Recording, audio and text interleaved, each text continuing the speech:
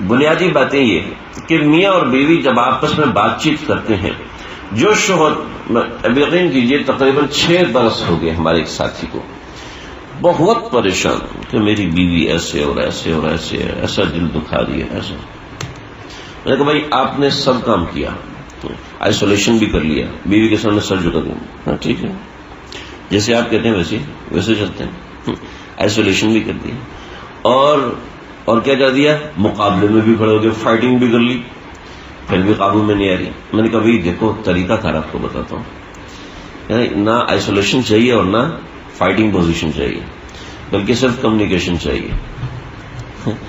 آپ نہ ادھر جاؤ نہ ادھر جاؤ، بالکل چپ ہو کے بیٹھ گئے یا بالکل مقابلے میں آگے، یہ دونوں چیزیں نہیں۔ اس سے بات چیت رکھو، بات چیت کثرت سے۔ جو غیر شادی شدہ لوگ ہیں پریشان نہ ہو، یہ ان کے لیے بڑے کام کی بات ہے۔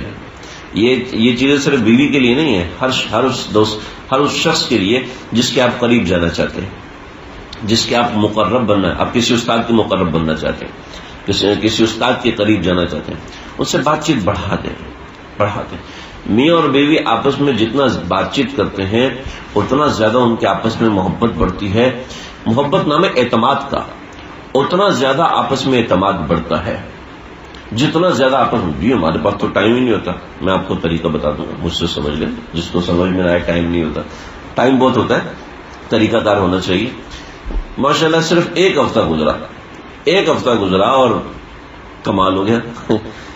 یہ شکر ہے دھمال نہیں ہوا، لیکن الحمدللہ کمال ہو گیا۔ تو بھائی یہ میں مختصراً بتا رہا ہوں تاکہ میں مختصر وقت میں یہ چیزیں آپ حضرات کے گوش گزار کر لوں۔ اللہ کرے کہ میں بھی ان چیزوں پر عمل کرنے والا بن جاؤں۔